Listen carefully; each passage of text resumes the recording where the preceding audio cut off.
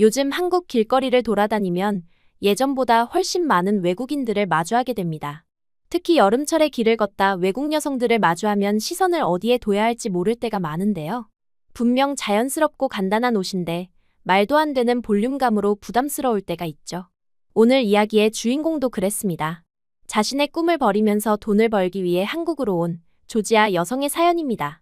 한국에 오자마자 수많은 시선을 받고 조롱 섞인 말도 들었다는데요. 그러다 길거리에서 처음 본 남자가 야하다며 자신의 옷을 가려버렸다고 합니다. 대체 이게 무슨 상황일까요? 한번 들어보시죠. 조지아의 작은 도시 트빌리시에서 태어난 저는 타마르입니다. 어릴 적부터 발레리나의 꿈을 품고 자란 평범한 소녀였습니다. 아버지는 작은 가구 공장을 운영하셨고 어머니는 지역 학교에서 음악을 가르치셨어요. 부모님의 따뜻한 사랑과 지원 속에서 제 꿈은 날개를 펼쳤습니다. 6살 때 처음 발레 슈즈를 신었던 그 순간을 아직도 생생히 기억해요. 작은 발을 감싸는 새틴천의 부드러움, 처음으로 발끝으로 서보았을 때의 떨림, 그리고 거울 속에 비친 제 모습의 설렘까지. 모든 것이 마법 같았습니다. 그때부터 매일 밤 잠들기 전 언젠가 큰 무대에 서는 제 모습을 상상하곤 했어요. 타마르, 내 춤은 영혼이 있어. 계속해서 그 열정을 잃지 마라. 제 첫 발레 선생님의 말씀이 항상 제 가슴 속에 새겨져 있었습니다.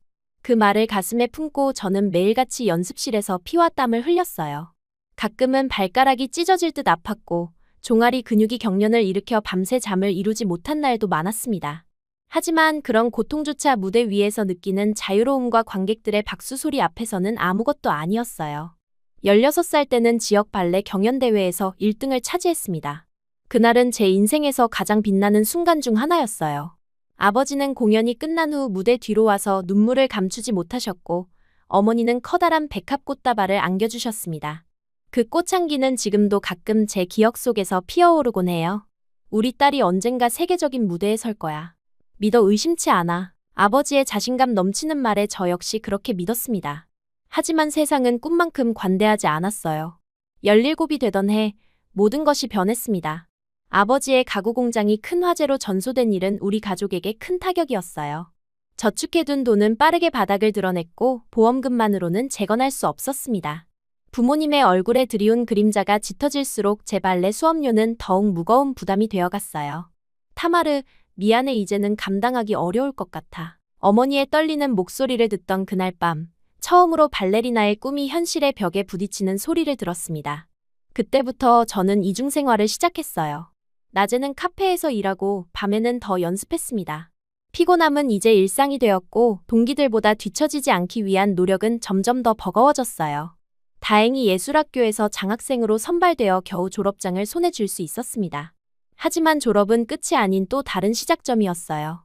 프로 발레단의 오디션에 도전했지만 이를 병행하면서 연습량이 부족했어요. 오디션마다 번번이 고배를 마셨습니다. 경쟁은 치열했고 기회는 제한적이었어요. 조지아의 현실은 발레리나들에게 너무 가혹했습니다. 타마르, 너의 재능은 확실해. 하지만 우리 발레단은 이미 정원이 꽉 찼어. 다음 시즌에 다시 와볼래? 이런 말을 들을 때마다 희망은 조금씩 사그라들었어요.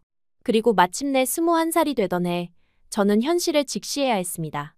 꿈을 쫓기 위해 가족을 더 힘들게 할 수는 없었어요. 아버지의 사업은 회복되지 않았고 어머니마저 병원에 입원하게 되었습니다. 발레는 이제 그만둬야 할 것 같아요. 그 말을 입 밖으로 내뱉는 순간 무언가가 내 안에서 무너지는 느낌이었어요. 하지만 동시에 이상하게도 어떤 안도감도 느껴졌습니다. 더 이상 불가능한 꿈을 쫓아 고통받지 않아도 된다는 해방감 같은 것이었어요. 그때부터 저는 다른 많은 조지아 청년들처럼 해외 취업을 알아보기 시작했습니다. 우리나라에서는 흔한 선택이었어요. 경제적 어려움 속에서 더 나은 기회를 찾아 떠나는 것은 이제 당연한 일이 되었습니다. 친구들은 유럽으로, 미국으로 혹은 중동으로 흩어져 갔어요.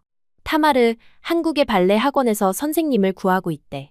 춤을 계속할 수 있는 기회일지도 몰라. 친한 친구 마리암의 연락을 받은 건 제 인생의 전환점이었습니다. 처음에는 의심했어요. 한국이라니 너무 멀고 낯선 곳이었으니까요. 하지만 인터넷 검색을 통해 알아본 결과 한국은 발레 교육에 대한 관심이 높아지고 있었고 외국인 교사에 대한 수요도 있었습니다. 마침내 이력서를 보냈고 화상 인터뷰 끝에 서울의 한 유명 발레 학원에서 제안을 받았어요. 월급은 조지아에서 받을 수 있는 것보다 훨씬 높았고 숙소까지 제공해준다는 조건이었습니다. 이 기회는 제게 새로운 시작을 의미했어요. 비록 직업 발레리나의 꿈은 접었지만 적어도 발레와 함께하는 삶을 살 수 있다는 희망이 보였습니다. 타마르, 한국은 너무 멀어. 그곳에서 내가 어떻게 지낼지 걱정이야. 어머니는 눈물을 글썽이며 말씀하셨어요. 아버지도 처음에는 반대하셨지만 결국은 제 결정을 존중해 주셨습니다. 부모님의 걱정 어린 눈빛을 뒤로 한 채 저는 용기를 내어 새로운 삶을 향해 첫 발을 내딛기로 했어요. 꼭 성공해서 돌아올게요. 걱정 마세요. 인천공항에 도착한 첫날, 저는 압도적인 감정에 휩싸였습니다. 넓고 깨끗한 공항, 질서정연하게 움직이는 사람들, 그리고 모든 것이 효율적으로 돌아가는 시스템에 감탄했어요. 택시를 타고 서울 시내로 들어서는 길은 마치 영화의 한 장면 같았습니다. 높이 솟은 빌딩들, 반짝이는 네온사인, 그리고 끝없이 이어지는 도로는 트빌리시의 조용한 거리와는 완전히 달랐어요. 와, 이곳은 정말 다른 세계네요. 택시 기사님은 제 서툰 영어에 미소 지으며 고개를 끄덕였습니다. 그는 말을 알아듣지 못했을 테지만 백미러로 계속 택시기사님과 눈이 마주쳤어요. 외국 여성이 신기해서 그랬던 거라고만 생각했어요. 학원에서 제공한 원룸은 작지만 깔끔했습니다. 창문 너머로 보이는 서울의 야경은 그 자체로 아름다운 그림이었어요. 첫날 밤, 멀리 떨어진 가족을 생각하며 조금은 울었지만 동시에 새로운 시작에 대한 기대로 가슴이 뛰었습니다. 다음 날 아침, 처음으로 발레 학원을 방문했어요. 건물은 현대적이고 시설도 훌륭했습니다. 원장님은 50대 중반에 엄격해 보이는 여성이었지만 미소를 지으며 저를 반겨주셨어요. 타마르 씨, 드디어 만나게 되어 반가워요. 우리 학원에 오신 것을 환영합니다. 첫 인상은 좋았습니다. 하지만 곧 원장님의 시선이 제 옷차림을 위아래로 훑는 것을 느꼈어요. 저는 평소처럼 몸에 딱 맞는 청바지에 상의는 약간 파인 티셔츠를 입고 있었습니다. 조지아에서는 지극히 평범한 차림이었어요. 타마르 씨, 한국에서는 옷차림을 조금 더 챙기는 게 좋을 것 같네요. 우리 학원은 학부모님들이 많이 오시거든요. 원장님의 말에 저는 잠시 당황했지만 문화 차이라고 생각하며 고개를 끄덕였습니다. 그 말이 정확히 무슨 의미인지는 그때 완전히 이해하지 못했어요. 단지 예의 바른 조언으로 받아들이고 넘어갔습니다. 학원의 교육 방침과 제가 맡게 될 반에 대한 설명을 들었습니다. 대부분의 학생들은 초등학교 고학년부터 중학생들이었고 모두 열정적인 아이들이라고 했어요. 회의 내내 원장님은 학부모들의 기대가 크다는 점을 거듭 강조하셨습니다. 타마르 선생님, 우리 학원은 서울에서도 손꼽히는 곳이에요. 학부모님들은 자녀의 교육에 많은 투자를 하시죠. 그만큼 선생님들에 대한 기대도 큽니다. 이 말을 들으며 저는 왠지 모를 부담감을 느꼈어요. 조지아에서는 발레가 순수한 예술 교육이었는데 이곳에서는 무언가 다른 의미를 지닌 것 같았습니다. 하지만 전문성을 인정받고 있다는 생각에 자부심도 느꼈어요. 회의가 끝난 후 다른 강사들과 함께 간단히 식사를 했습니다. 모두 한국인이었고 영어가 서툴러 깊은 대화를 나누기는 어려웠어요. 그들은 제게 호기심 어린 시선을 보냈지만 동시에 거리감도 느껴졌습니다. 어색한 웃음만 오가다 저는 일찍 자리를 떠나기로 했어요. 먼저 들어가 볼게요. 내일 수업 준비를 해야 해서요. 간신히 말을 마치고 학원을 나섰습니다. 저녁 8시쯤이었는데도 서울의 거리는 여전히 활기찼어요. 사람들은 바쁘게 오가고 상점들의 네온사인은 밤하늘을 밝게 수놓았습니다. 지하철역으로 향하는 길에 갑자기 젊은 남자가 제 앞에 나타났어요. 헤이, 외국인이죠? 어디서 왔어요? 번호 좀 알려주세요. 그의 갑작스러운 접근에 저는 당황했습니다. 조지아에서도 가끔 모르는 남자가 말을 걸기는 했지만 이렇게 직접적으로 전화번호를 묻는 경우는 드물었어요. 고개를 가로저으며 빠르게 걸음을 옮겼습니다. 몇 발짝 더 가니 또 다른 남자가 스마트폰을 들고 있는 게 보였어요. 처음에는 그저 길을 찍는 줄 알았는데 그의 카메라가 제 방향을 향하고 있다는 느낌이 들었습니다. 본능적으로 고개를 돌려 빠르게 지나쳤어요. 왜 이럴까? 내가 뭔가 이상한 옷을 입었나? 스스로에게 물으며 제 옷차림을 확인했습니다.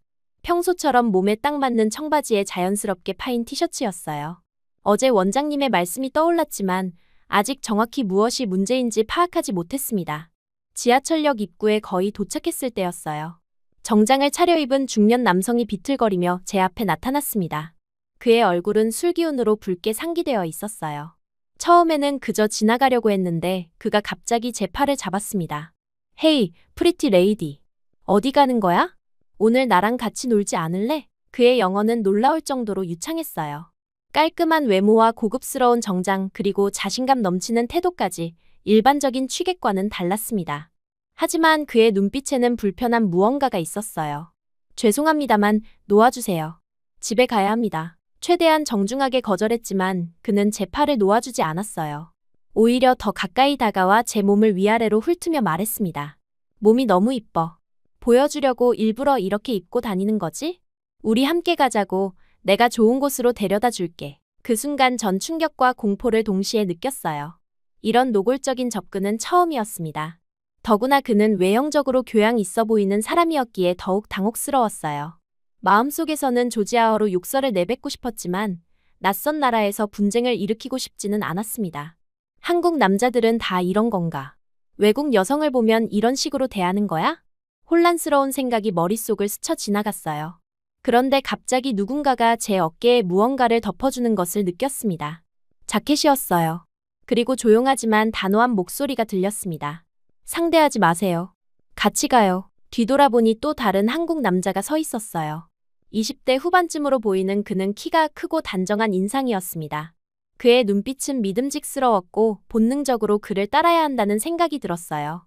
취객은 새로 나타난 남자를 보고 잠시 당황한 듯했습니다. 두 사람 사이에 짧은 한국어 대화가 오갔어요. 알아듣지는 못했지만 긴장된 분위기였습니다. 그러다 갑자기 그 낯선 구원자가 제 손을 잡고 빠르게 뛰기 시작했어요. 빨리 가요. 저는 본능적으로 그를 따라 달렸습니다. 뒤에서는 취객의 고함 소리가 들렸지만 점점 멀어졌어요. 골목을 몇 개 돌고 나서야 우리는 걸음을 멈췄습니다. 두 사람 모두 숨이 차 있었어요. 괜찮으세요? 그가 물었습니다.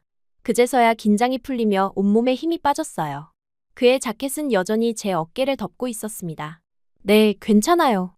정말 감사합니다. 말을 하면서도 목소리가 떨리는 것을 느꼈어요. 그런 상황은 처음이었고 낯선 나라에서의 불안감이 한꺼번에 밀려왔습니다. 죄송해요. 우리나라 사람들이 다 저렇진 않아요.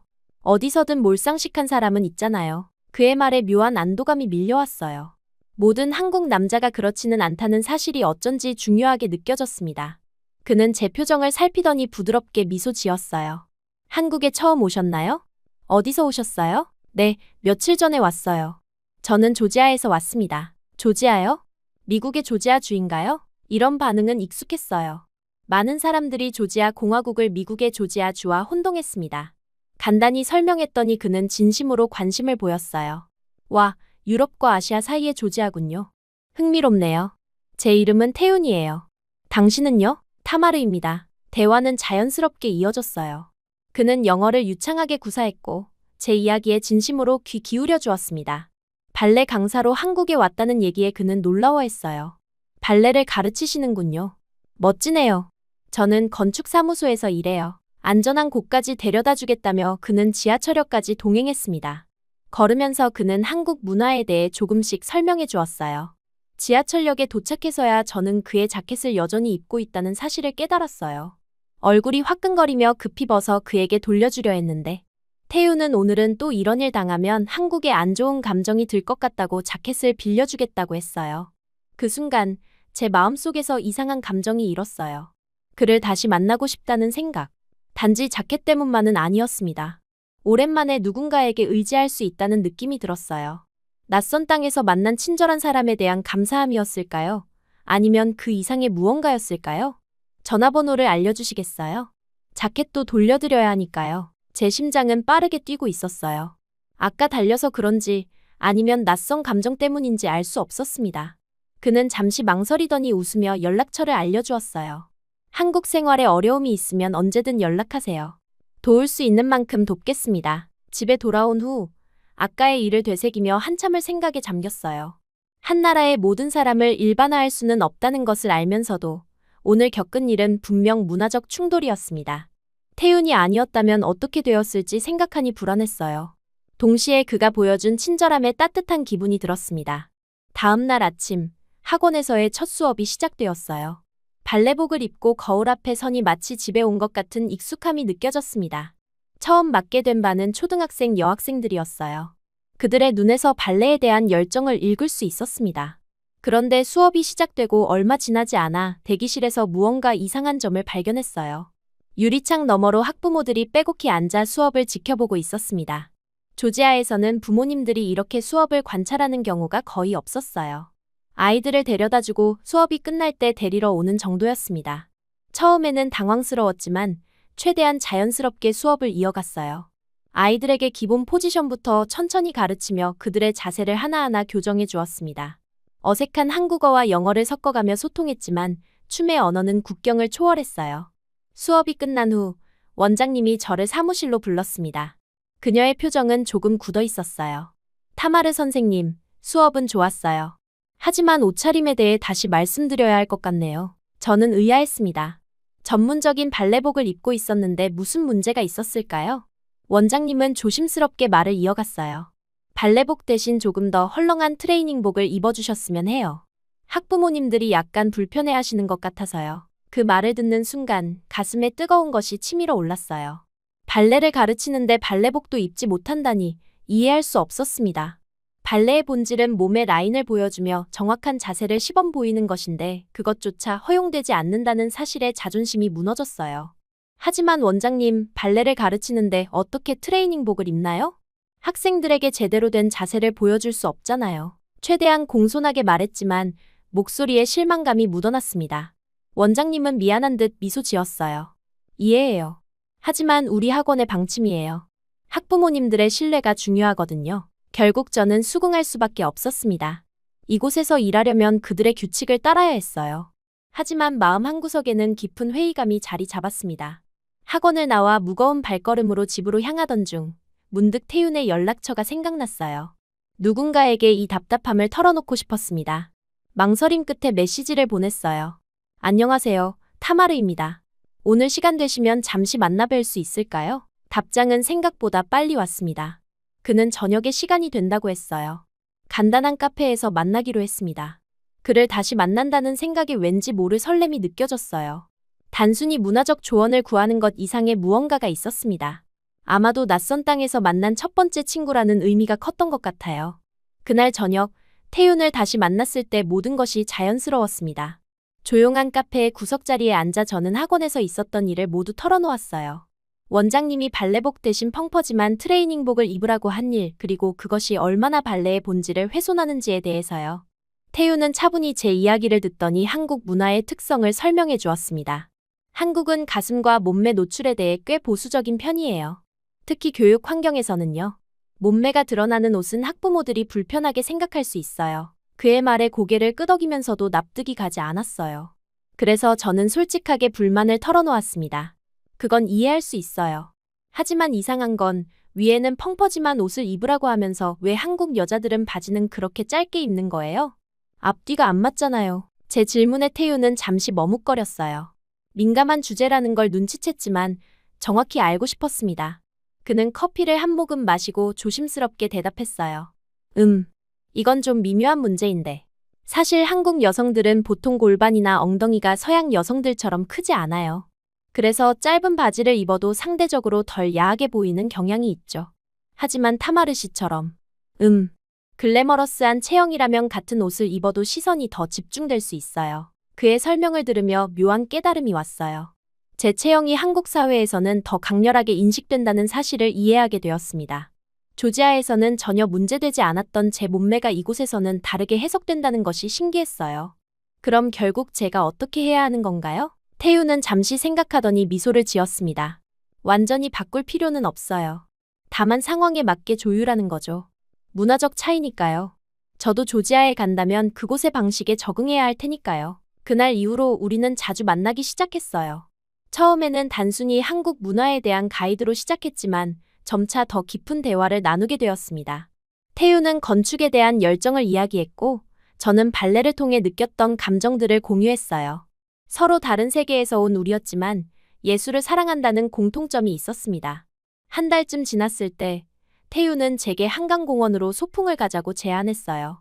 그날은 특별했습니다. 강가에 앉아 도시의 야경을 바라보며 우리는 처음으로 손을 잡았어요.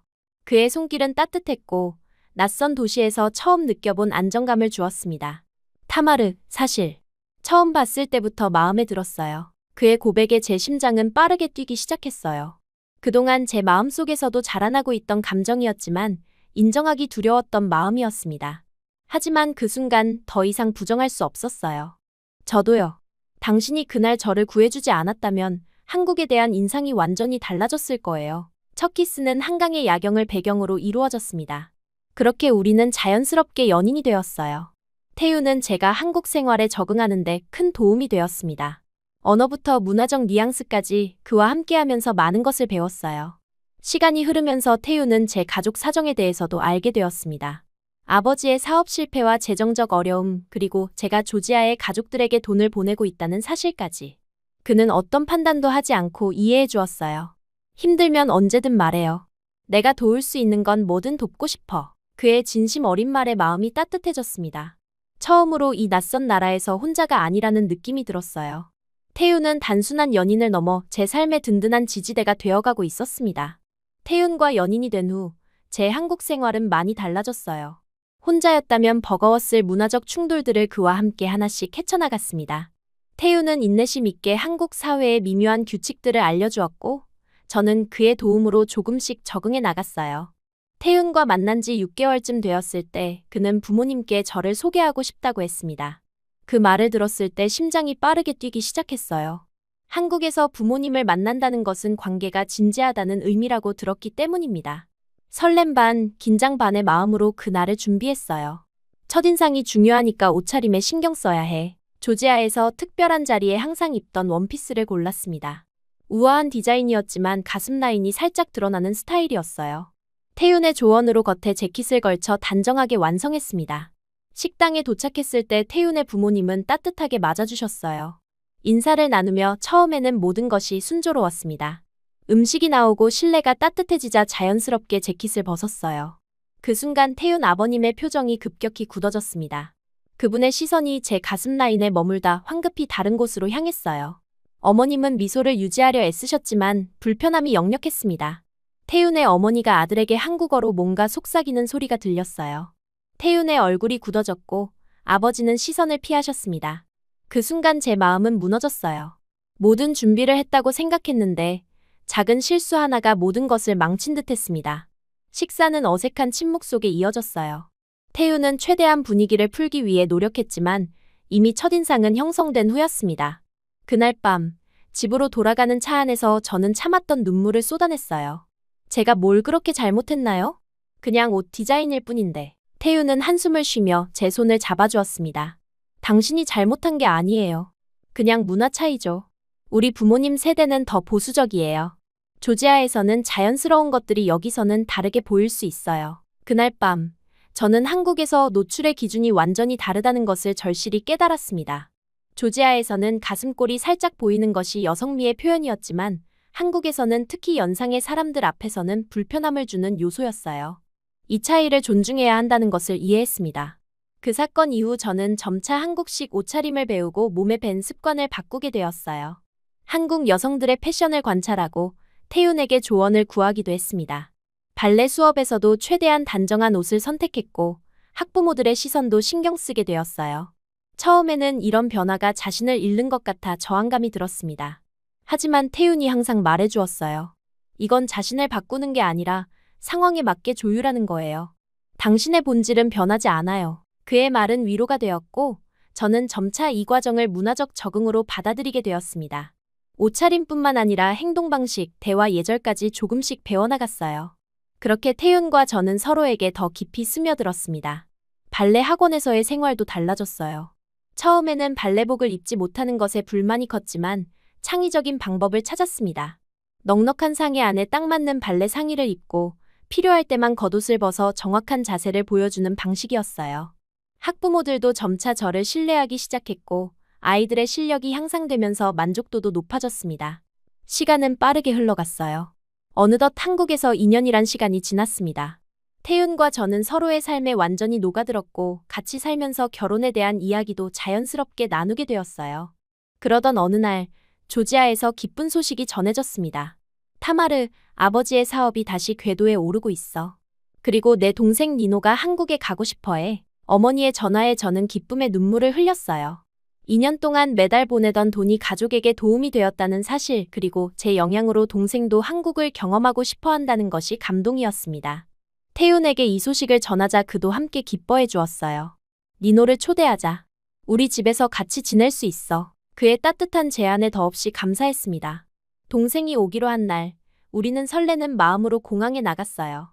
도착 게이트에서 니노를 발견했을 때 저는 놀라움을 감추지 못했습니다.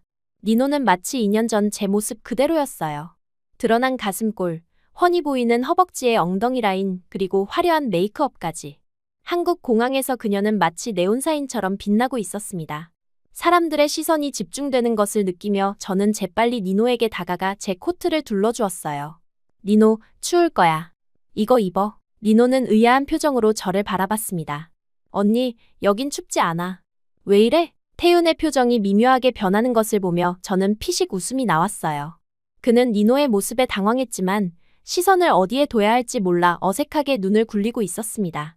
2년 전 제 모습을 보는 것 같아 묘한 기분이 들었어요. 집으로 돌아오는 길, 저는 니노에게 한국의 패션 문화에 대해 설명했습니다. 처음에 그녀는 이해하지 못했어요. 그냥 옷일 뿐인데 뭐가 그렇게 중요해? 제가 겪었던 경험들, 특히 태윤의 부모님을 만났던 날의 이야기를 들려주자 니노는 조금씩 이해하기 시작했습니다. 그녀도 결국 한국에서 지내는 동안 적응해야 한다는 것을 알게 되었어요.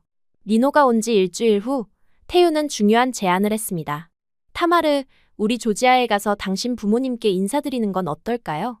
그리고 결혼 허락도 받고 싶어요. 그 말을 들은 순간 제 마음은 기쁨으로 가득 찼어요. 2년 동안 사랑이 깊어졌고 이제는 평생을 함께하고 싶다는 확신이 들었습니다. 그리고 동시에 재미있는 생각이 스쳐 지나갔어요. 이번에는 태윤이 조지아 문화에 적응해야 할 차례였습니다. 당연하죠. 우리 부모님도 당신을 정말 만나보고 싶어 하실 거예요. 그런데 조지아는 한국과 많이 달라요. 맘을 단단히 먹어야 할 거예요. 태윤은 자신 있게 웃으며 고개를 끄덕였지만 그의 눈에는 살짝 불안함이 비쳤어요. 저는 그런 그의 모습이 사랑스럽게 느껴졌습니다. 이제 우리는 또 다른 모험을 시작할 준비가 되어 있었어요.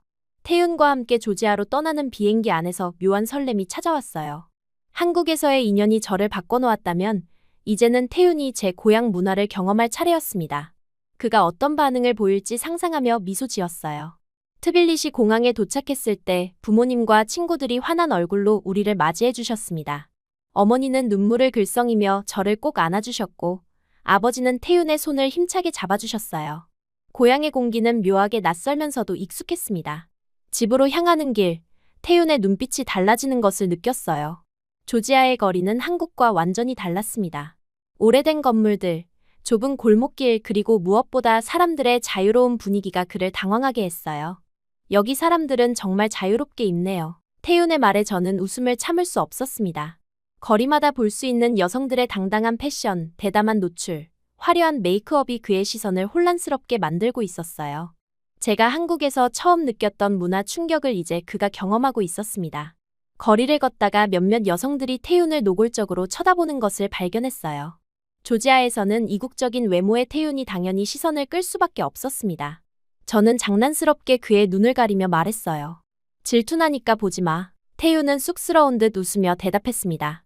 사실 당신이 처음 한국에 왔을 때 입던 옷이 아주 단정했네요. 지금 거리를 보고 있자니 당신은 아주 보수적이었어요. 그 말을 가족들 모두가 웃었어요. 저녁에는 가족들과 함께 조지아 전통 식사를 했어요. 풍성한 음식과 와인, 그리고 끝없는 건배 속에서 태윤은 점점 조지아의 따뜻함에 녹아들기 시작했습니다. 부모님은 영어와 한국어가 섞인 어색한 대화 속에서도 진심으로 태윤을 환영해 주셨어요. 우리 딸을 행복하게 해주셔서 감사합니다. 아버지의 말씀에 태윤은 정중하게 고개를 숙였습니다. 그 모습을 보며 가슴이 따뜻해졌어요. 서로 다른 문화, 언어, 관습 속에서도 사랑과 존중은 통한다는 사실을 다시 한번 느꼈습니다. 일주일간의 조지아 여행은 순식간에 지나갔어요. 태윤은 조지아의 자유로운 분위기, 정열적인 춤과 노래, 그리고 풍성한 식문화에 완전히 매료되었습니다. 마지막 날 부모님은 우리의 결혼을 축복해 주셨어요. 태윤이 좋은 사람이란 것이 느껴진다. 너희의 행복을 진심으로 빈다. 아버지의 축복에 태윤은 눈시울을 붉혔습니다. 그제서야 그도 낯선 문화 속에서 인정받기 위해 얼마나 노력했는지 알 수 있었어요. 한국으로 돌아온 우리는 결혼 준비에 바쁘게 지냈습니다. 결혼식 당일, 저는 생각보다 떨리지 않았습니다. 오히려 평온함이 찾아왔어요. 화려한 드레스를 입고 태윤을 바라보니 그의 눈에서 사랑과 확신이 느껴졌습니다. 그 순간 모든 문화적 차이와 어려움이 사소하게 느껴졌어요. 당신은 정말 무슨 옷이든 잘 어울려요. 한국에서는 절대 볼 수 없는 자태예요. 태윤의 말에 저는 웃음을 지었습니다. 한국 문화를 받아들이는 과정이 항상 쉽지만은 않았지만 그것이 저를 더 풍요롭게 만들었다는 사실을 인정했어요. 결혼 후 우리는 서울 근교에 작은 아파트를 마련했습니다. 그곳은 조지아의 따뜻함과 한국의 정돈된 미학이 공존하는 공간이 되었어요. 발레 학원에서의 경력도 점점 쌓여갔고 태윤의 건축 사무소 일도 안정적이었습니다. 결혼 3년 차, 우리는 여전히 문화적 차이를 조율하며 살아가고 있었어요. 때로는 의견 충돌이 있었지만 그것조차 우리를 더 깊이 이해하는 기회가 되었습니다. 저는 한국의 예의와 질서를 배웠고 태윤은 조지아의 자유로움과 열정을 받아들였어요. 어느 날 저녁, 태윤의 회사 동료들과 부부 모임이 있었습니다. 저는 평소처럼 단정한 원피스를 입고 준비했어요. 한국에서의 오랜 생활이 자연스럽게 몸에 밴 결과였습니다. 그런데 태윤이 갑자기 옷장을 열더니 예전에 제가 입던 조금 더 과감한 드레스를 꺼냈어요. 오늘은 이거 입으면 어때요? 예전처럼요. 그의 제안에 저는 당황했습니다. 3년 동안 그런 스타일은 거의 입지 않았거든요. 태윤은 내 표정을 보고 부드럽게 미소 지었어요. 오늘은 예전처럼 입어도 돼요. 당신이 얼마나 매력적인지 보여주고 싶어요. 그 말에는 자신감이 담겨 있었습니다. 처음에는 망설였지만 그의 눈빛에서 진심을 느꼈어요. 그는 나중에 조용히 고백했습니다. 사실, 회사에서 국제결혼에 대한 편견이 있었어요. 당신이 얼마나 아름답고 특별한 사람인지 보여주고 싶었어요. 그의 말에 가슴이 뭉클해졌습니다. 태윤도 자신만의 방식으로 문화적 장벽과 싸우고 있었던 거예요. 외국인 아내를 둔 것에 대한 편견, 그것도 그가 극복해야 했던 과제였습니다. 그날 모임에서 저는 오랜만에 조지아 스타일로 돌아가 봤어요. 예전보다는 절제되었지만 제 본연의 모습을 조금 더 드러냈습니다. 놀랍게도 반응은 매우 긍정적이었어요. 여성들은 제 패션 센스를 칭찬했고 몸매 관리 비결을 물어보기도 했습니다. 발레가 도움이 많이 됐어요. 매일 스트레칭하는 습관이 중요하죠. 당당하게 대답하는 제 모습에 태윤은 자랑스러운 듯 미소 지었어요. 그날 밤, 집으로 돌아오는 길에 태윤은 제 손을 꼭 잡았습니다. 오늘 당신이 자신감 있게 빛나는 모습이 정말 아름다웠어요. 그 말에 저는 문득 깨달음을 얻었어요. 처음 한국에 왔을 때는 옷차림 때문에 위기를 겪었지만 이제는 두 문화 사이에서 균형을 찾아가고 있었습니다. 모든 것이 희생은 아니었어요. 그저 상황에 맞게 조율하고 선택하는 과정이었습니다. 다음 날 발레 학원에서 수업을 마치고 돌아오는 길에 거울에 비친 제 모습을 바라봤어요. 한국적인 단정함과 조지아의 자유로움이 조화롭게 섞인 모습이었습니다. 저는 더 이상 한 문화에만 속하지 않았어요. 두 세계의 경계에서 저만의 정체성을 만들어가고 있었습니다.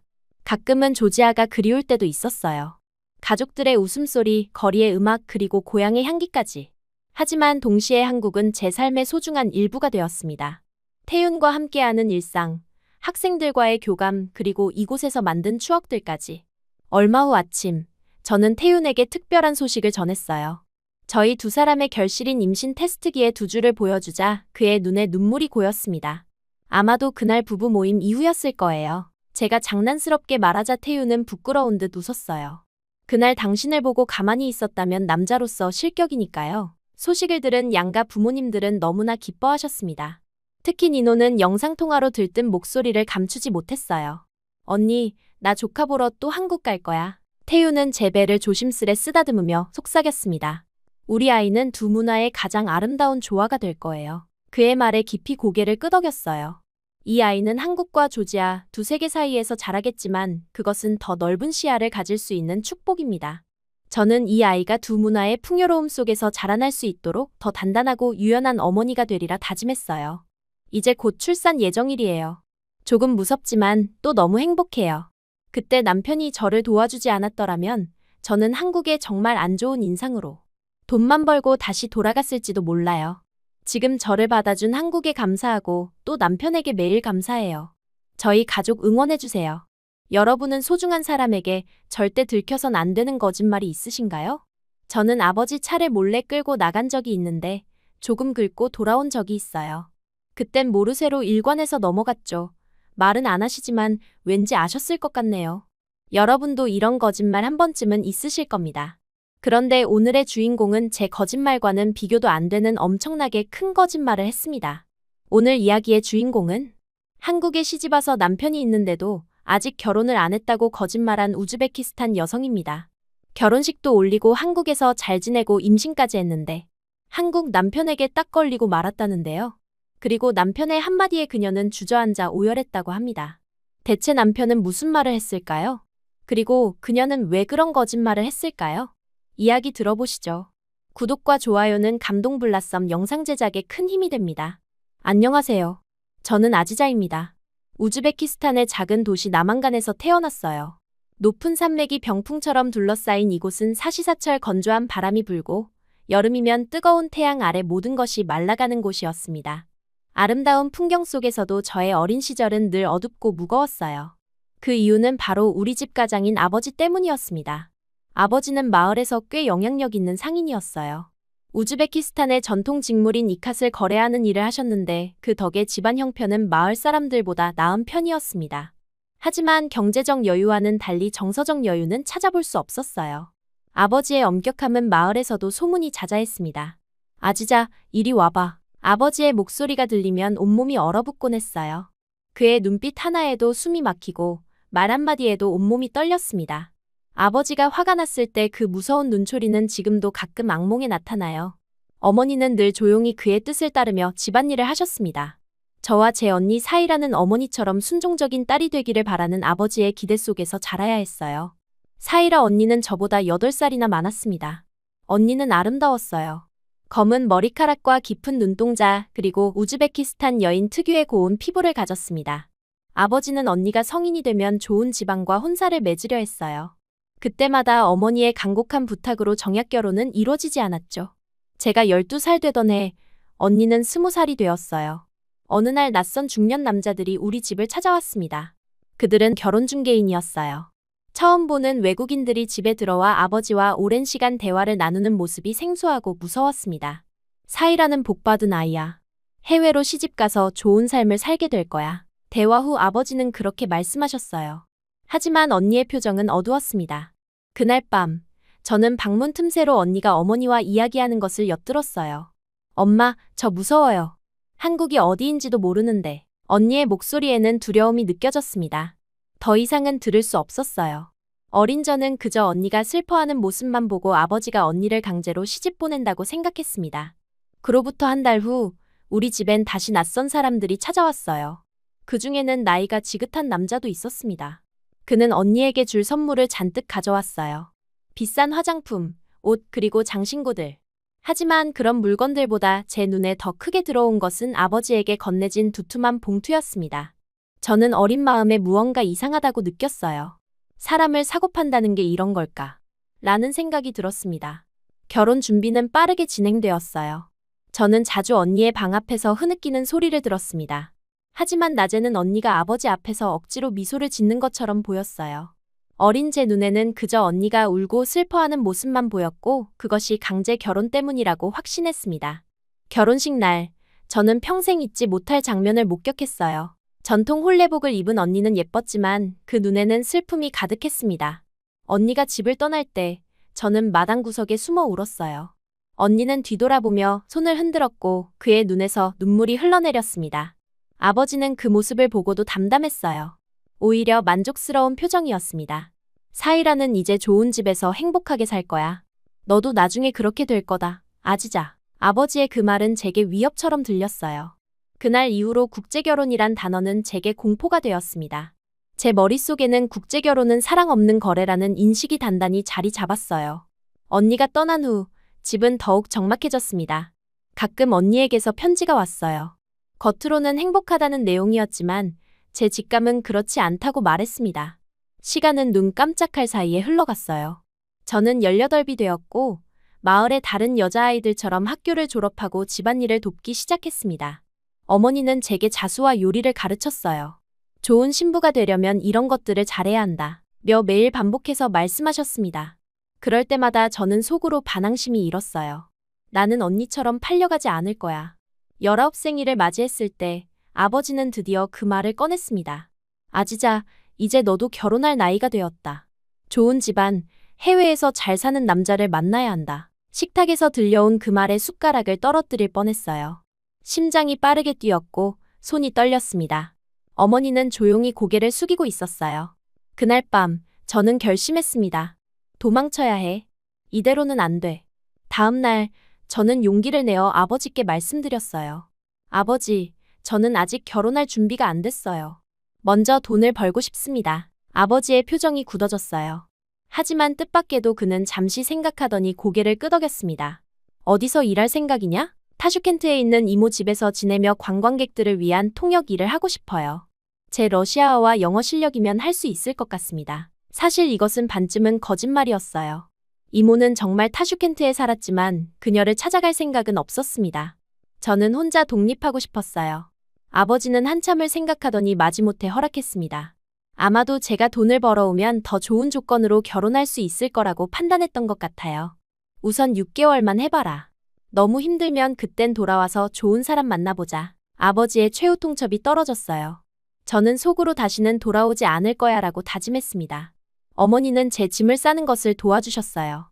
짐을 싸면서 어머니는 조용히 말씀하셨습니다. 너무 멀리 가지 마라.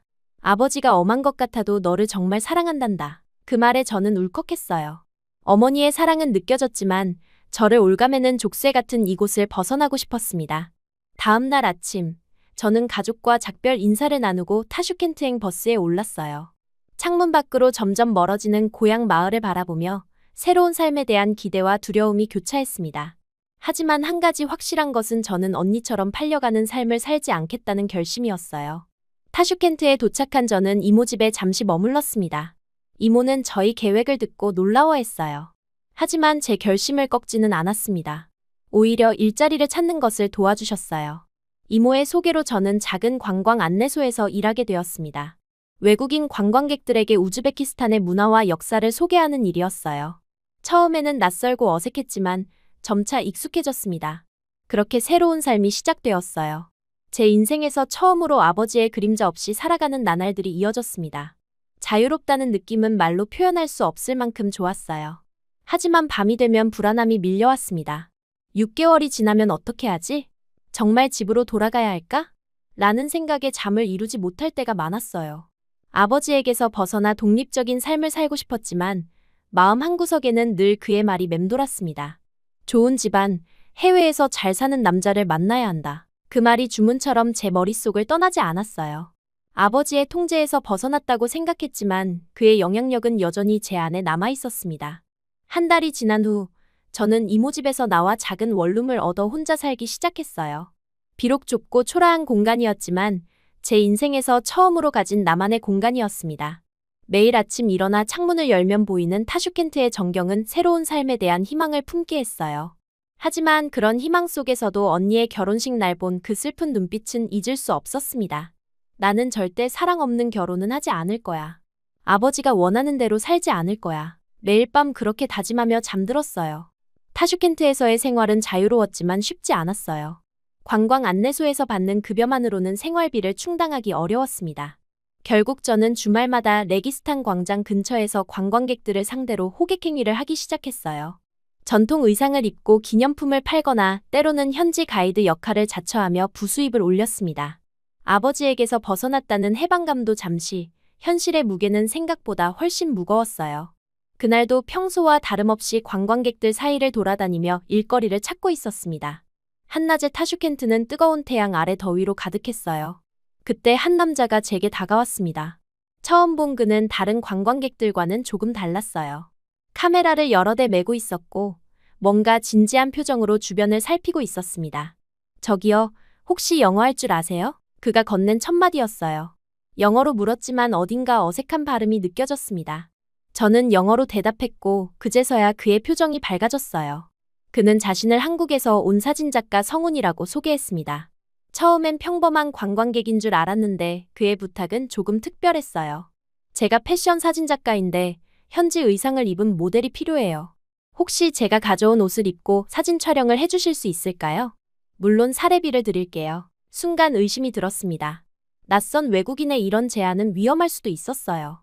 하지만 그가 보여준 포트폴리오와 명함 그리고 무엇보다 진정성 있는 태도가 저를 안심시켰습니다. 그리고 솔직히 말하자면 제안한 사례비가 제 일주일 월급보다 많았어요. 어떤 의상인가요? 제가 물었을 때 그는 가방에서 한국 사람들이 입을 법한 화려하고 또 수수한 옷을 꺼냈습니다. 옷 중에는 현대적으로 재해석한 한복이라고 알려준 옷이 있었는데 화려한 자수와 비단이 섞인 그 옷은 우리 우즈베키스탄 전통 의상과도 어딘가 닮아 있었어요. 그는 사업을 확장시킬 거 중요한 옷들이라고 했습니다. 결국 저는 그의 제안을 받아들였어요. 첫 촬영은 레기스탄 광장에서 이루어졌습니다. 한국에서 가져온 의상을 입고 고대 건축물 앞에 서니 마치 시간 여행을 하는 것 같았어요. 성우는 촬영 내내 프로페셔널했습니다. 그는 카메라 뒤에서 저를 존중하며 지시했고 단 한 번도 불편한 느낌을 주지 않았어요. 정말 카메라 앞에서 자연스러우시네요. 혹시 모델 경험이 있으신가요? 그의 질문에 저는 웃으며 고개를 저었습니다. 그러자 그는 진지하게 말했어요. 타고난 재능이 있으신 것 같아요. 그 말이 왠지 제 가슴을 따뜻하게 했습니다. 누군가가 저희 가능성을 알아봐주는 것은 처음이었어요. 촬영이 끝난 후 그는 약속대로 사례비를 건넸고 식사를 대접하겠다고 제안했습니다. 저는 망설였지만 하루 종일 함께 일한 사이니 괜찮을 거라고 생각했어요. 우리는 조용한 현지 식당에서 저녁을 먹었습니다. 식사 중에 성우는 자신의 이야기를 들려주었어요. 그는 서울의 평범한 가정에서 태어났고 디자인 전공했다고 했습니다. 졸업 후에는 패션 디자이너로 일했지만 자신만의 옷을 만들고 싶어 독립했다고 했어요. 그의 이야기는 솔직했고 야망과 겸손함이 공존했습니다. 당신은요? 왜 관광객 상대로 일하고 계신가요? 학생이신가요? 그의 질문에 저는 잠시 망설였어요. 그동안 외국인들에게는 제 진짜 이야기를 한 적이 없었습니다. 하지만 그날따라 왠지 모르게 말하고 싶었어요. 하지만 어릴 적에 부모님과 헤어졌다고만 말했습니다. 말을 돌려 제가 꿈꾸는 사랑, 가족에 대해서 말해줬죠. 성우는 놀라운 집중력으로 제 이야기를 들어주었어요. 중간에 질문도 하고 때로는 공감의 말을 건네기도 했습니다. 그가 제 이야기에 진심으로 관심을 가지고 있다는 느낌이 들었어요. 대화가 깊어질수록 저는 이 사람에게 편안함을 느꼈습니다. 그날 저녁 이후 성우는 2주간 더 타슈켄트에 머물며 다양한 장소에서 저와 함께 촬영을 이어갔어요. 사마르칸트, 부하라 같은 인근 도시로 원정 촬영을 가기도 했습니다. 함께 보내는 시간이 늘어날수록 우리는 서로를 바라보는 눈빛이 바뀌었습니다. 제 심장은 그가 카메라 뒤에서 저를 바라볼 때마다 빠르게 뛰었습니다. 그렇게 우린 다 타버려도 좋을 사랑을 시작했습니다. 성훈이 한국으로 떠나기 전날 밤, 우리는 타슈켄트의 작은 카페에서 마지막 저녁을 함께 했어요. 그는 조용히 제 손을 잡고 말했습니다. 아지자, 한국에 와보지 않겠어요? 내 작업실에서 정식 모델로 일할 수 있어요. 당신은 정말 재능이 있어요. 갑작스러운 제안에 저는 할 말을 잃었어요. 시간을 두고 생각해보세요. 언제든 내가 도울 수 있으니까. 결정되면 연락주세요. 그렇게 한여름밤의 꿈처럼 성우는 떠났고 저는 혼란스러운 감정 속에 남겨졌어요. 일주일 동안 저는 밤마다 고민했습니다. 한국으로 간다는 것은 완전히 새로운 세계로 뛰어드는 것이었어요. 두렵기도 했지만 이상하게도 설렘도 있었습니다. 무엇보다 성훈이라는 사람에 대한 믿음이 있었어요. 결국 저는 용기를 내어 그에게 연락했습니다. 그리고 이모와 성훈의 도움으로 한 달 후 저는 생애 처음으로 비행기를 타고 한국으로 향했어요. 아버지에게는 더 좋은 일자리를 찾아 다른 도시로 간다 고만 말했습니다. 어머니는 제 결정을 의심스러워했지만 제 의지를 꺾지는 않았어요. 서울에 도착했을 때 저는 그 거대한 도시에 압도되었습니다. 고층 빌딩들과 끝없이 흐르는 자동차들 그리고 낯선 언어와 문화. 모든 것이 생소했어요. 하지만 공항에서 저를 기다리고 있던 성훈의 미소는 그 모든 불안함을 씻어내렸습니다. 성훈은 자신의 작은 스튜디오 근처에 있는 원룸을 제게 마련해 주었어요. 그리고 약속대로 그의 사업 확장에 저를 첫 모델로 고용했습니다. 그저 잠깐의 불장난이 아니라 우리는 시간이 늘어날수록 감정이 깊어졌어요. 그는 제게 한국어를 가르쳐 주었고 저는 그에게 우즈베키스탄의 문화를 들려주었습니다. 서울에서의 생활이 6개월쯤 지났을 때 성훈의 옷들은 패션계에서 주목받기 시작했어요. 제가 입은 그의 옷은 여러 잡지에 실렸고 전시회도 열게 되었습니다. 그리고 그 중심에는 항상 제가 있었어요. 저는 단순한 모델을 넘어 그의 창작 파트너가 되어 있었습니다. 그런 성공 속에서 우리의 관계는 자연스럽게 연인 이상의 생각을 하게 되었어요. 그렇게 하루하루 깊어지는 사랑을 키워가던 어느 날 밤, 한강변을 걷던 중 성우는 불쑥 청혼했습니다. 반지도 화려한 이벤트도 없었지만 그의 진심 어린 눈빛과 떨리는 목소리는 어떤 화려한 프로포즈보다 값졌어요. 아지자, 나와 결혼해 줄래요? 당신이 내 인생의 빛이에요. 그 순간 저는 망설임 없이 네, 라고 대답했습니다. 사랑 없는 결혼을 평생 두려워했던 제가 이제는 사랑하는 사람과의 결혼을 꿈꾸게 되었어요. 하지만 행복 속에서도 한 가지 큰 문제가 남아 있었습니다. 바로 부모님에 대한 이야기였어요. 저는 아직도 부모님께 성운의 존재를 알리지 않았습니다. 매달 번 돈의 일부를 고향에 보내며 저는 일이 잘 되고 있다 는 거짓말을 계속했어요. 성운에게도 마찬가지였습니다. 그는 제가 부모와 헤어진 고아라고 알고 있었어요. 처음에는 단순한 거짓말이었지만 시간이 지날수록 그 거짓은 눈덩이처럼 불어났습니다. 결혼 준비를 하면서도 이 비밀은 제 마음을 무겁게 눌렀어요. 때때로 성운에게 모든 것을 고백하고 싶었지만 그가 실망할까봐 두려웠습니다. 그는 항상 정직함을 중요시했거든요. 결국 저는 작은 결혼식을 올리기로 했고 양가 가족 없이 친구들만 초대했어요. 성운도 역시 부모님이 계시지 않아 제 말에 큰 의심이 없었습니다. 우리의 결혼식은 소박했지만 따뜻했어요. 성운의 친구들과 제가 한국에서 사귄 몇몇 친구들이 함께해 주었습니다. 그날 저는 행복과 죄책감 사이에서 복잡한 감정을 느꼈어요. 이렇게 거짓으로 시작된 결혼이 과연 축복받을 수 있을까 하는 의문이 들었습니다. 하지만 성운의 눈빛을 볼 때마다 그런 두려움은 잠시 잊혔어요. 결혼 후 우리는 성운의 작은 아파트에서 함께 살기 시작했습니다.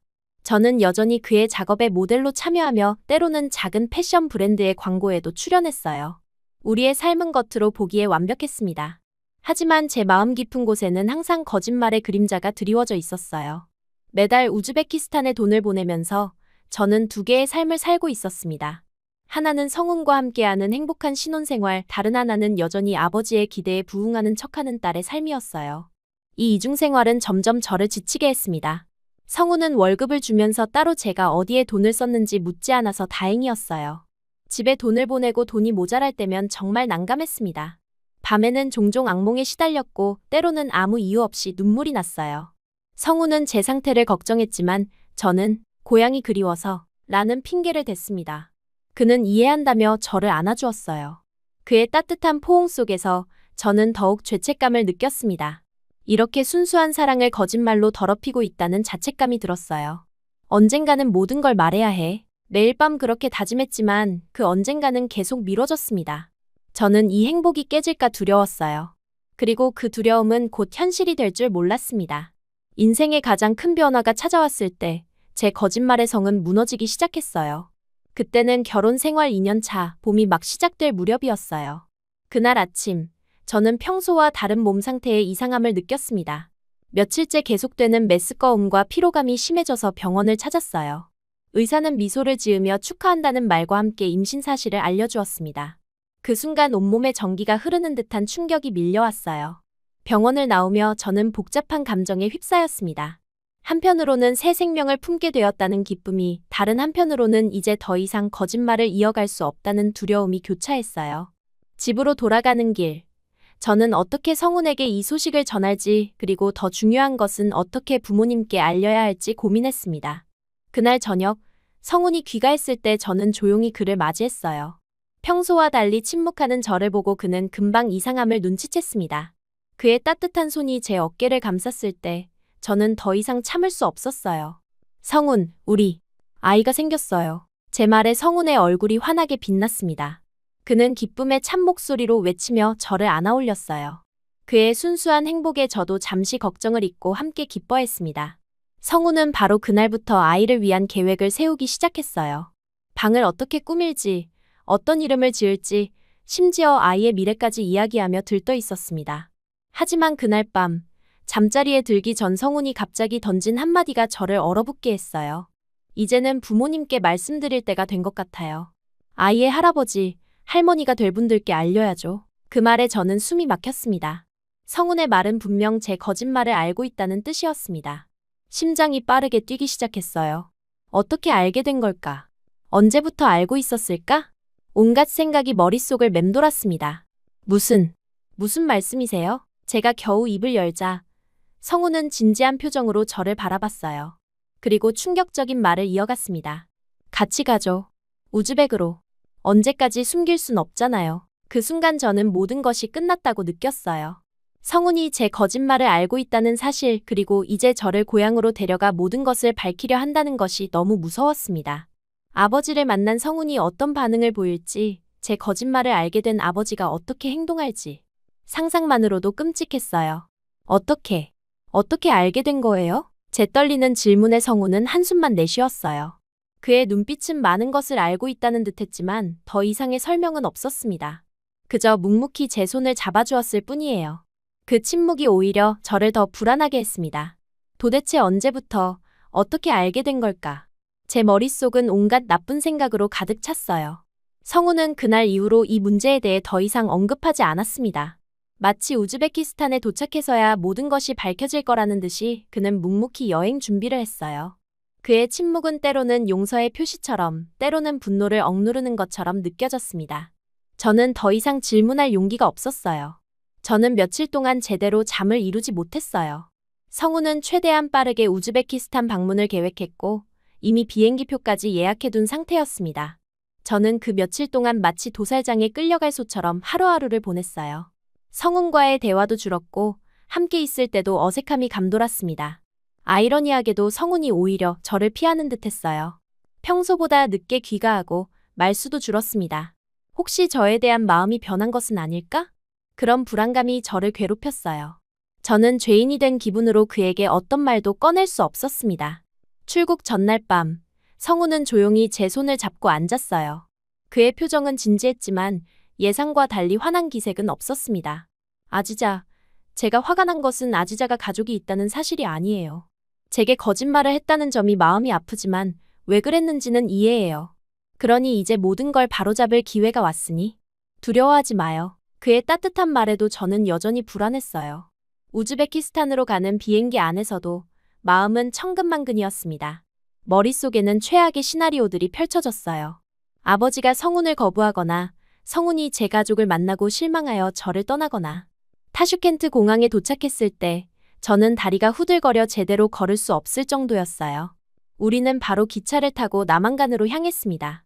성훈은 여행 내내 저를 안심시키려 했지만 제 불안은 점점 커져만 갔어요. 고향 마을이 가까워질수록 심장은 더 빠르게 뛰었습니다. 마침내 그 익숙한 마을의 입구에 도착했을 때 저는 눈물이 났어요. 떠나온 지 4년 만에 돌아온 고향은 여전히 그대로였습니다. 건조한 공기, 낮은 집들, 그리고 그 집. 아버지의 집이 멀리서 보였어요. 우리 집 앞에 도착하자 제 심장은 멎을 것 같았습니다. 문이 열리고 어머니가 나오셨어요. 그 순간 모든 두려움과 걱정이 눈물로 터져나왔습니다. 어머니는 저를 보자마자 달려와 꼭 안아주셨어요. 그리고 놀랍게도 성훈에게도 따뜻한 미소를 지어주셨습니다. 들어오너라, 기다리고 있었단다. 어머니의 말에 저는 더욱 혼란스러워졌어요. 어떻게 우리가 온다는 걸 알고 있었을까? 집 안으로 들어가자 더 큰 충격이 저를 기다리고 있었습니다. 아버지는 예상과 달리 성훈에게 친절했어요. 그는 성훈의 손을 굳게 잡고 인사했습니다. 저는 그 광경이 믿기지 않았어요. 왜 아버지가 화를 내지 않는 걸까? 왜 성훈을 따뜻하게 맞이하는 걸까? 저녁 식사는 이상할 정도로 화기애애한 분위기에서 진행되었습니다. 성훈은 서툰 러시아어 몇 마디로 아버지와 대화를 나누려 했고 때로는 제가 통역을 해야 했어요. 저는 꿈을 꾸는 것 같았어요. 이 모든 상황이 너무 비현실적이었습니다. 저는 공포와 죄책감으로 가득 차 있었는데 가족들은 마치 아무 일도 없었던 것처럼 우리를 환영하고 있었어요. 식사가 끝난 후 아버지는 저와 성훈을 서재로 불렀습니다. 저는 이제야 진짜 폭풍이 올 것이라고 생각했어요. 서재에 들어서자 아버지는 의자에 앉으라고 손짓했습니다.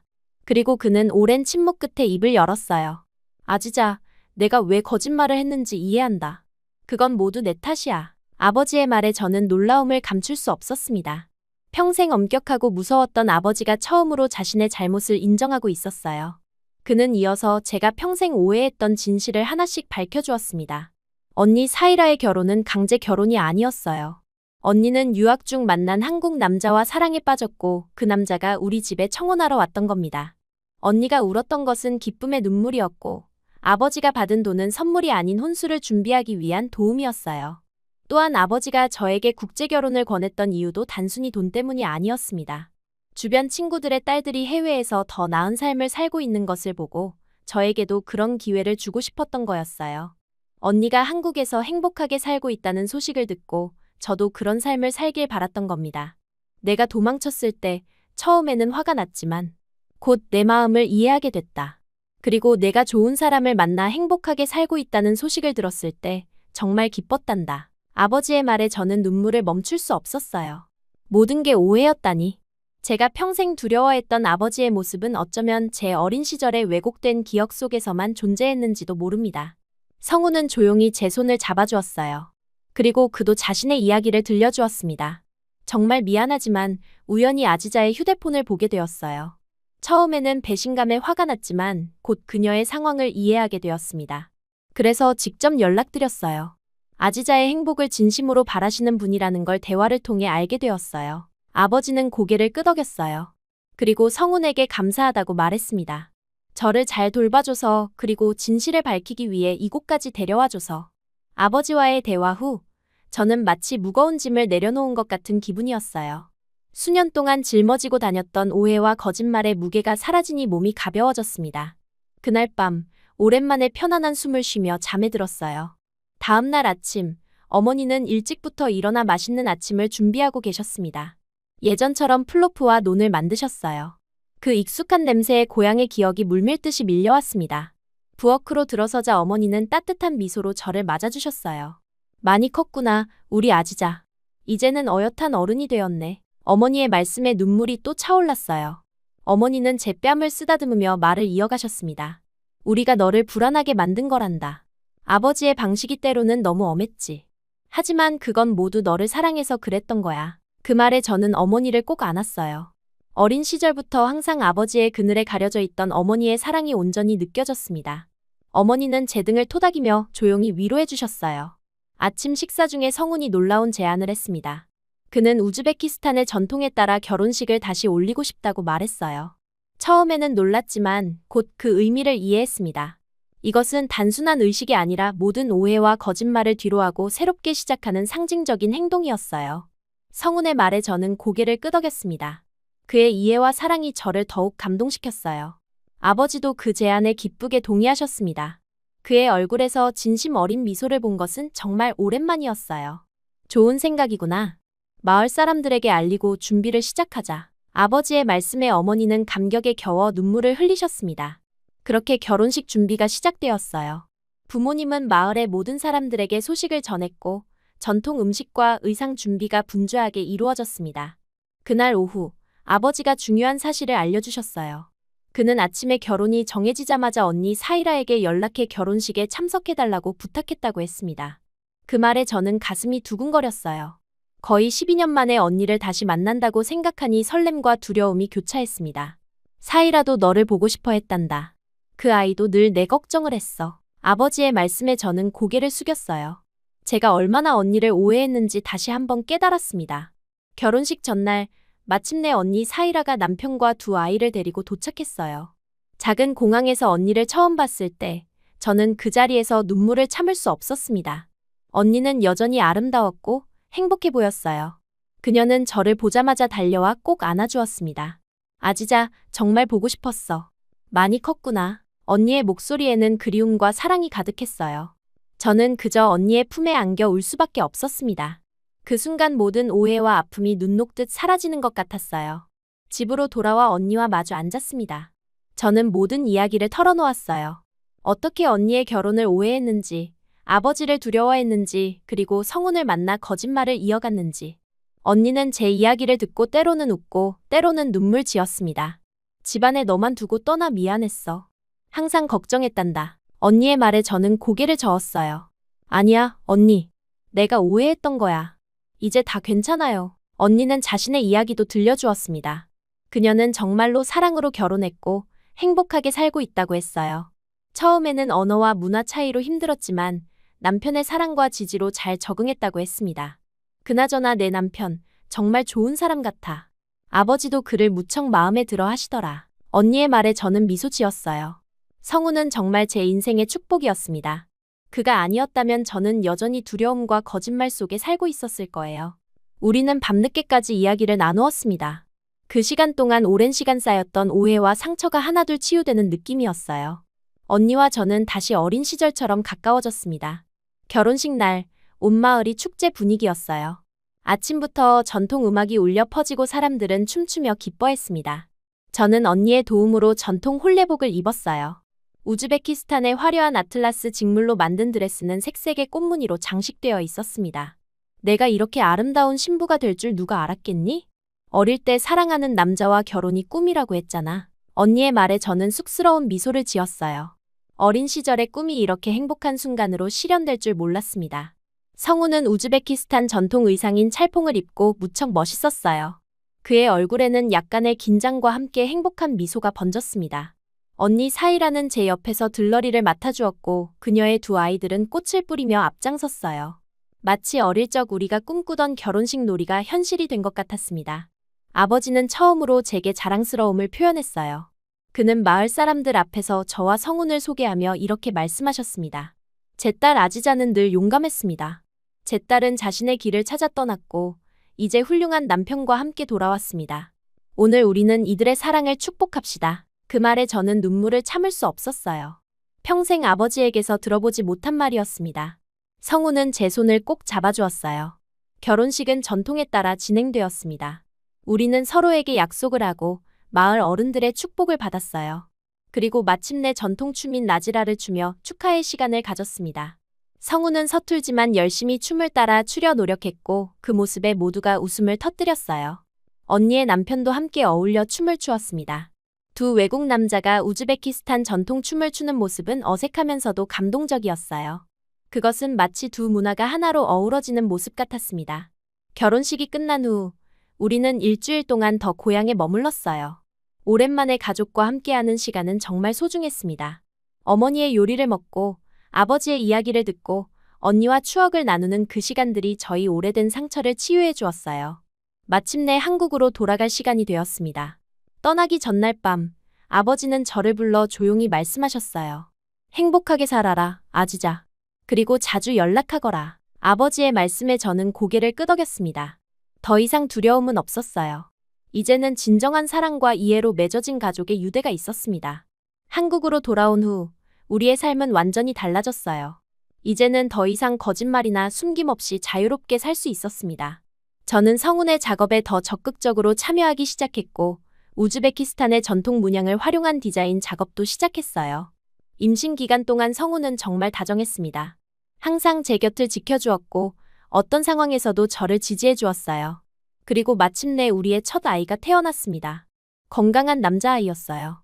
우리는 그 아이에게 우즈베키스탄의 빛이라는 뜻의 누를란이라는 이름을 지어주었습니다. 한국식으로는 광민이라고 부르기로 했어요. 시간은 빠르게 흘러 어느새 누를란은 8살이 되어 곧 초등학교에 입학할 준비를 하고 있었습니다. 그는 제 고향 언어와 한국어를 모두 유창하게 구사했어요. 종종 할아버지, 할머니와 화상통화를 하며 우즈베키스탄의 문화도 조금씩 배워갔습니다. 그리고 저희 언니와 제가 8살 차이 난 게 운명인 것처럼 둘째를 가지게 되었어요. 이렇게 제 행복의 수가 늘었습니다. 올해 여름, 우리에게 특별한 계획이 있었어요. 부모님과 언니네 가족이 모두 한국을 방문하기로 한 것입니다. 아버지는 처음으로 비행기를 타게 된다며 설레하셨고, 어머니는 손자를 직접 안아보게 된다는 생각에 기뻐하셨어요. 언니는 두 아이와 함께 오기로 했습니다. 저는 그들을 맞이할 준비로 분주했어요. 성우는 저를 돕기 위해 작업 일정을 조정했고, 누를라는 할아버지, 할머니를 만난다는 생각에 들떠 있었습니다. 우리 집은 활기로 가득 찼어요. 이제 저는 더 이상 거짓말 속에 살지 않습니다. 과거의 오해는 모두 풀렸고 제 삶은 진실과 사랑으로 채워졌어요. 때로는 서로 다른 문화와 언어의 차이로 어려움도 있지만 그것이 오히려 우리 가족을 더 특별하게 만들어 주었습니다. 돌아보면 어린 신부였던 저를 언제나 듬직하게 지켜준 성운 덕분에 지금의 제가 있어요. 그가 아니었다면 저는 평생 두려움과 거짓 속에 살다 무너졌을 겁니다. 그의 이해와 사랑이 저를 구했고 진정한 행복으로 이끌어 주었어요. 그때 그가 아니었다면 나는 평생 거짓말 속에서 살다 무너졌을 거야. 이 말은 이제 제 가슴속 깊이 새겨진 감사의 문장이 되었습니다. 그리고 이제는 확신해요. 진정한 사랑은 국경도, 문화도, 오해도 뛰어넘을 수 있다는 것을요.